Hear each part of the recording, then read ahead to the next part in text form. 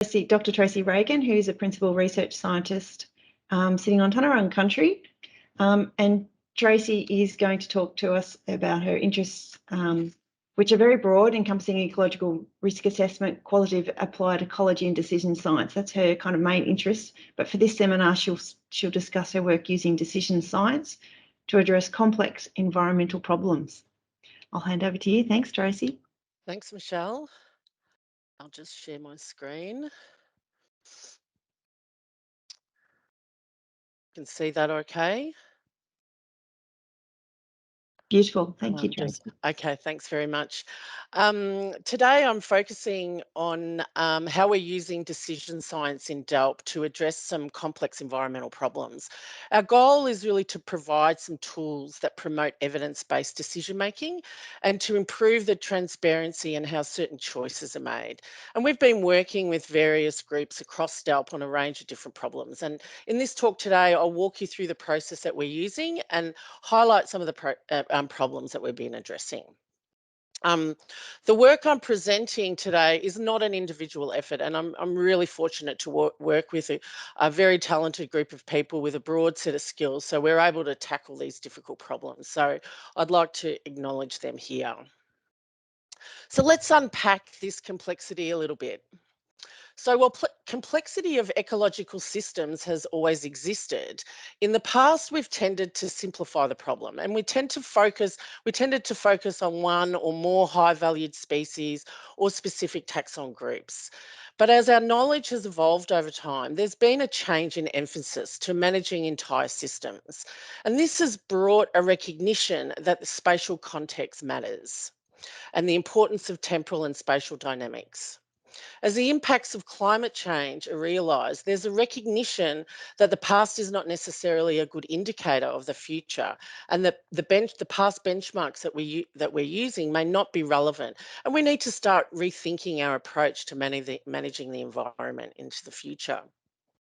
In order to achieve good outcomes, we need to better understand the benefits of the actions that we do and how management benefits vary in time and space.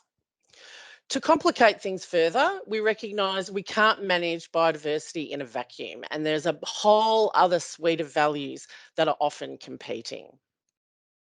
There's also a growing acceptance that to get good outcomes for the environment, we need to shift our approach to place the community at the centre, focusing on valuing nature and respectfully recognising traditional owner values and other types of knowledge. This is all within the very tight constraint of limited funding. So navigating this complexity can sometimes be quite paralysing. Trying to understand it and plan it out can sometimes end up looking like this. And this is not really useful. So one of the areas that we're focusing on at ARI is for navigating these really complex problems is decision science. And this is a multidisciplinary field that focuses on making optimal choices based on the available information. And what we're really trying to do is better understand the value judgments and then the scientific components or the data and knowledge that underpins decision making so that they're captured appropriately. And then we want to identify if any trade-offs are required. So one technique that we're focusing on is structured decision making. And this is a decision science framework that's been used around the world, particularly in North America, and it's used quite extensively in the US government for environmental decision making. And basically it's a set of logical steps for navigating complex decisions. And it does this by disaggregating a problem into various components, dealing with each component separately, and then recombining them to come to a decision. And this framework is particularly useful when there's lots of stakeholders with different views and different perspectives, when it can easily get lost, because this provides a bit of a roadmap where you can get back on track. One of the qualities of this framework is that it's value focused. And what I mean by that is focuses on what we care about. For a lot of decision problems, we tend to sort of jump straight into options. What are we doing? Rather than stepping back and asking ourselves, why? Why are we doing it? What are the things, the values that we care about with respect to a particular decision? How many values are we considering? Is it just one or is it many? These values are discussed upfront and then translated into objectives. The evidence to evaluate alternative actions and any trade-offs are then considered in subsequent steps. This process is typically iterative and adaptive, whereby future decisions improve over time as we gain more knowledge, but it can be used for one-off decisions. And I tend to use this for lots of my decision making. I did it when I was buying a house, buying a car, going on holidays, what I'm going to eat at, which restaurant I'm going to eat at. So I'm just going to walk through each of these steps in a little bit more detail. The most important step of this whole process is this first one, and that is defining the problem and the context of the decision. And in my experience, I don't think we spend enough time really trying to unpack the problem. And I love this Einstein quote that really captures this point. If we spend more time really trying to understand the problem, then the solution can sometimes be quite straightforward.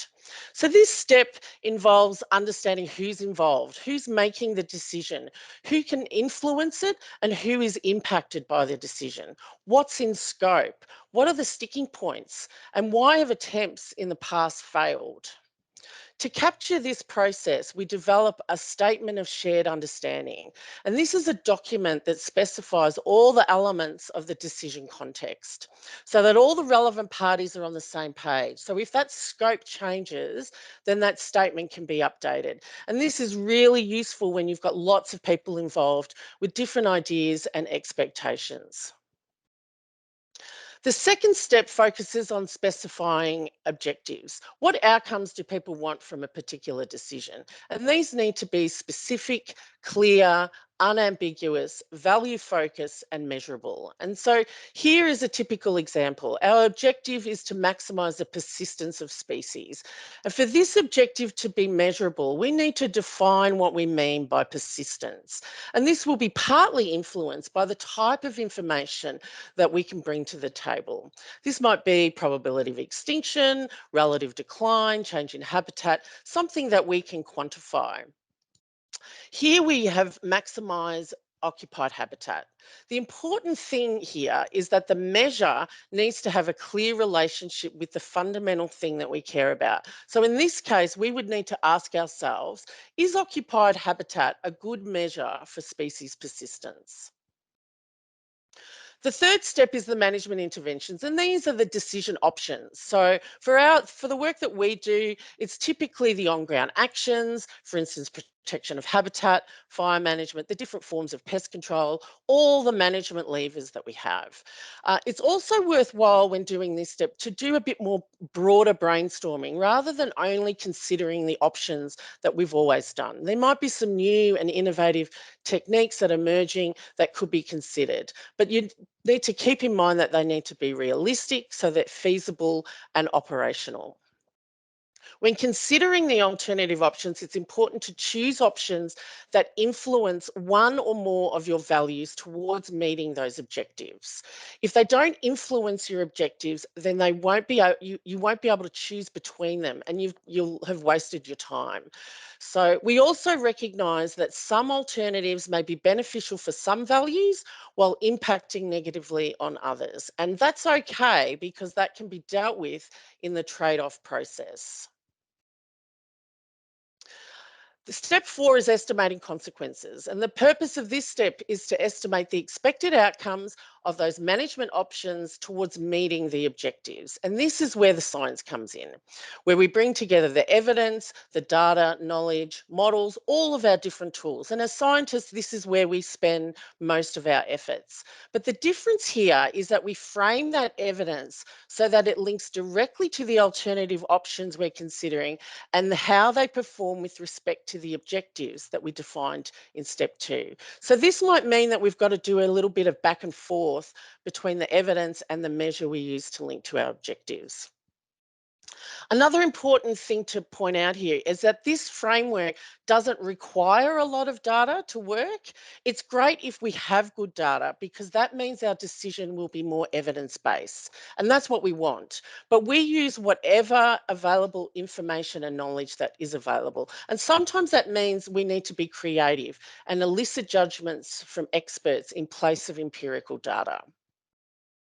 The next step is where we do trade-offs. When dealing with multiple values and objectives, it's really rare that we have an option that's going to be best for everything. So it requires making trade-offs. And so a trade-off is what we're willing to give up in one value for gains in another. And this is where decision makers need to weigh up the values, the different options, and how they perform against the objectives. In most decision contexts, this is done intuitively by the decision maker. So this is an area where we're trying to bring some new tools so that they can be done more transparently. Step 6 is making the decision and implementing it. And this should be the option that best meets our objectives, given the expected outcomes of the different options and the trade-off process. Step 7, and for most decision contexts, it won't be a one-off decision. Also, the outcomes might not be what we expected, either due to stochasticity in the system or gaps in our knowledge, or we just got something wrong. So we include an adaptive management step where we monitor the outcomes, update our data and models so that subsequent decisions and outcomes will improve over time as we learn more. There may also be changes in the scope and the values or the management options. So each time we make a new decision, we need to revisit each of these steps to revise and update. So an example where we've applied structured decision making was incorporating ecological values as part of strategic bushfire management plans so that they could be considered along life and property. At the onset of this project, we were asked to bring together disparate ecological data sets. So they wanted more data. However, as we worked with the fire planners to better understand the problem and what all the sticking points were, it became very clear to us that what they needed was a decision framework to better navigate the problem and to understand the context with which the available data and models could be used. As part of this process, we were able to articulate what a good outcome looks like and elicit a number of fundamental objectives ranging from for ecosystems, iconic landscapes and species. And this is an example of one of those objectives. This process so part of this process it highlighted that some objectives and associated performance measures were vague and could not be directly measured. So for instance, an EPBC requirement for threatened species is to minimise the impact of fuel reduction burning on a listed species through an evaluation of the likelihood of a significant impact. The terms likelihood and significant impact are vague and they relate to value judgments and risk tolerance. So to address this, we developed a structured process to elicit the level of impact that constitutes a significant impact, as well as the tolerance people have to the uncertainty in the estimate of that impact. So from that process, we were able to derive quantitative measurable decision rules for these vague terms based on the current status of the current conservation status of the species. And these rules are there, highlighted there in the table. So the focus on defining the problem and developing a decision framework that incorporated measurable objectives enabled a more streamlined process for achieving those wants, so the data. So we developed a tool that integrates ecological data sets sensibly, but more importantly, fit for purpose. And this was summarised in a user interface called the Fire Analysis Module for Ecological Values, or FAME. This tool allows end users to explore and evaluate the consequences of a whole range of management scenarios for fuel reduction burning, where the measures relate directly to those objectives and the values that they care about. So part of the decision problem that we typically don't focus on, as I mentioned before, is how we navigate trade-offs. An example of where we've applied some new tools for trade-offs is with the Melbourne Strategic Assessment Program. And this is the Victorian Government's approach to manage the impact of urban development on threatened species and ecological communities. Part of this program includes the establishment of a 15,000 hectare Western Grassland Reserve in the west of Melbourne. In this program, decisions regarding management are required for multiple threatened species and ecological communities with overlapping distributions and different preferred management options with respect to fire and weed management. So it's a pretty complex problem. So we applied a technique called swing weighting, and this systematically elicits value preferences. What this research highlighted is that while in principle we care about all these threatened species and communities, our value preferences depend on the context that the decision's being made and the expected outcomes of the actions within that context. The benefit of this approach was that it enabled consideration of all relevant values, which can be really difficult when you're making trade-offs intuitively, particularly in this case where you have 6 values to consider. It also enabled much better transparency of those trade-offs. The last 2 steps are deciding and implementing, and then adaptive management. And a good example of this is also within the Melbourne Strategic Assessment Program that follows an adaptive management process. This program has a real advantage over a lot of other programs, is that in that there's a 30-year time frame. So there is time to learn and improve. There's adaptive management team is collaborative, and it consists of folks from DELWP, policy and planning, ARI scientists, Parks, Vic, and the relevant councils. In the Grassland Reserve, they do ongoing monitoring. ARI has developed a range of ecological models for grassland communities and species that predicts outcomes of different management options. And then these models are updated regularly to include new information. But they also include new sites, the changing scope. So whenever new sites are added to the reserve, they can be updated. And so this is a really nice case of where adaptive management is happening. So in conclusion, I think the decision sciences, and it's particularly structured decision making, can play a big role in how we tackle difficult environmental problems.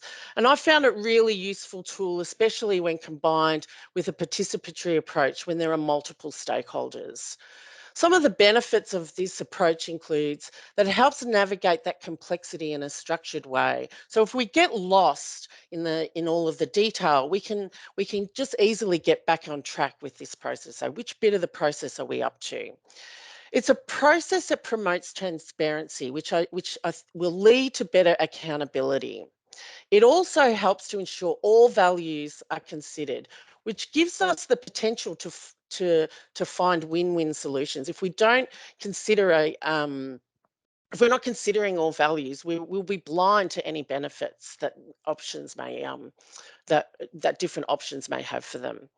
If problems are well defined and our research is fit for purpose, this will lead to better uptake and appropriate use of science. And then ultimately, this will lead to better evidence-based decision making, which is critical for getting good outcomes. So, and lastly, if you're looking for further information on some of the examples I've mentioned, please check out the ARI website. We've got a bunch of reports and papers on there. I will leave it there. There's my contact details if you'd like to talk to me about this further, although I'm happy to take questions now. Thank you. Terrific. Thanks, Tracey. It's a very logical, sequential approach to decision making, and it's interesting to kind of actually look at that in the context of what's actually happening on the ground once people have actually gone through that process. Gerard is asking, do the threatened species include microbiology in soil, water, and the environment more broadly? So they can, but in the two examples that I showed, the Melbourne Strategic Assessment. There's just a set of, I think, 9 environmental values that are being captured. In the bushfire management planning at the moment, there's only there's species and ecosystems. So I think there is work going on around microbiome and I think there's a lot of scope for thinking about how we might be able to capture that in these processes. Great. And I know Stuart's commenting on the Western Grassland Reserve, and there's a fair bit of information out there at the moment on the Melbourne Strategic Assessment. So it's probably one that we need to look at separately, but would be good to understand, I guess, that context of having gone through the decision-making process, then what the outcomes are looking like on the ground in relation to having gone through that process. Yeah, so the example that we did was a research example. So it wasn't a decision that was implemented, but for the one with the trade-off. But there is ongoing monitoring, and so the adaptive management's part of that. This is work that Steve Sinclair and Matt Bruce from ARI have been leading. And so I'd really need to refer to them about what the specific outcomes are. But there should be reports on our website that explain that and report on those outcomes. Yeah, terrific. Thanks, Tracey. And we might just squeeze in one more question from Aaron, who's asking about, in step 4, could one elicit cultural knowledge in the absence of or in place of evidence or expert opinion? Well, I think in addition to, I think that would be, and so for sure, and I think, you know, cultural values are just one value of the many suite of values. And so some of the work that I didn't present here is work that we've been doing with forest fire and regions on developing a set of objectives for all forest values, including historical heritage and cultural values. And so we have a set of at least objectives on how on what wants to be achieved through forest planning, and we're now sort of thinking about, well, how do we actually measure those? And there are a lot of different ways of doing it, and where some you use empirical knowledge, others you might use some different sorts of scales to and there is still a challenge about how we bring in the different types of knowledge and marry those together. But this is an approach that allows you to bring lots of different types of knowledge together in a place, because ultimately a decision is still going to be made. So it's really just trying to make that process transparent, and using the knowledge that is in people's minds, and but not really articulated well. So it's a lot of it is really trying to understand why people, what's people's motivation for a particular option. Terrific. Thanks, Tracey. That was a really great presentation.